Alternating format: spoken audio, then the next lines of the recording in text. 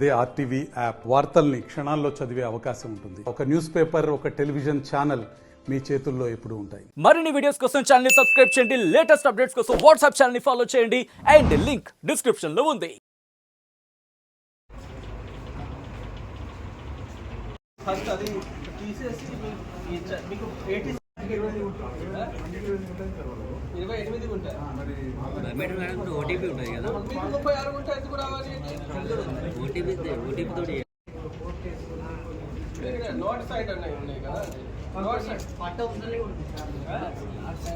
North side అయితే అసలు side చేయడానికి లేవండి. ఈ సైడ్ ల్యాండ్ ఉంది. ఒకసారి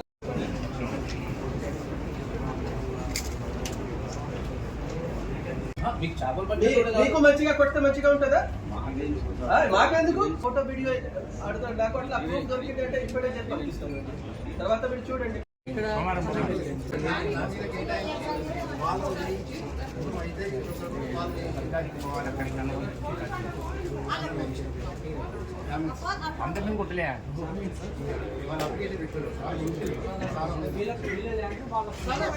ఈజీగా చేయండి. మీకు నోటీస్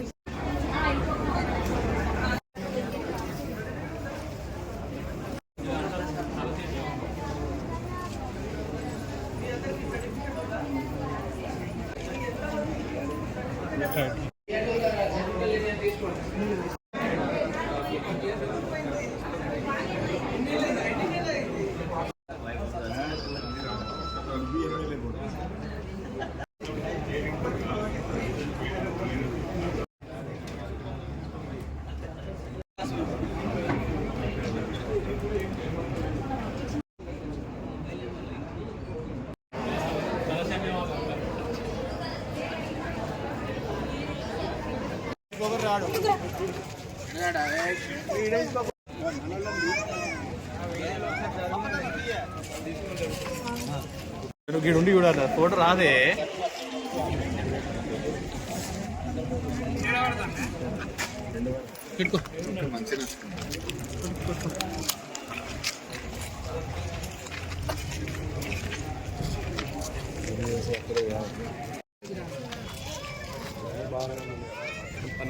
మంచిర్యాల జిల్లా కలెక్టర్ ఆఫీసులోని తలసిమ్యా సికిల్ సెల్ వ్యాధిగ్రస్తుల పిల్లల తరపున మరియు తలసిమ్యా సికిల్ సెల్ జిల్లా కమిటీ తరపున ఏదైతే ఈ జిల్లా ఉమ్మడి ఆదిలాబాద్ జిల్లాలో తలసిమ్యా సికిల్ సెల్ వ్యాధిగ్రస్తులు దాదాపు 5,000 పైసలకు మంది ఉన్నారు. రోజువారీగా మన government hospital red cross society ఆధ్వర్యంలో రోజు 15 నుండి 20 మంది బ్లడ్ ట్రాన్స్ఫ్యూషన్ చేసుకోవడం జరుగుతుంది. వారందరికీ కూడా మరి రాష్ట్ర వ్యాప్తంగా చూసుకున్నట్టయితే 15,000 పైసలకు మంది తలసిమ్యా సికిల్ సెల్ పిల్లలు ఉన్నారు. ఇంకా చేయించుకొని వాళ్ళు చాలామంది ఉన్నారు. గవర్నమెంట్ తక్షణమే వీరిపై విశ్వాసంతో ఈ తలసిమ్యా సికిల్ సెల్ పిల్లలకు పింఛను మంజూరు చేయాలని, వీళ్ళకు ఒక్కొక్కరికి మందుల ఖర్చు వచ్చేసి దాదాపు 30,000 నుండి 40,000 రూపాయల మందుల ఖర్చు అవుతుంది. వీళ్లకు 10 రోజుల నుండి 15 రోజుల సమయంలో ఒకవేళ బ్లడ్ పెట్టినట్టయితే వాళ్ళు ప్రాణాలు కోల్పోయే అవకాశం కూడా ఉంటుంది.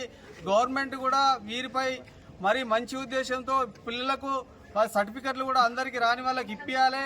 అదేవిధంగా పింఛను కూడా వికలాంగుల కింద మంజూరు చేసి ఇవ్వాలని గవర్నమెంట్కు మేము తలసిమ్యా సికిల్ సెల్ తరపున విజ్ఞప్తి చేస్తున్నాము.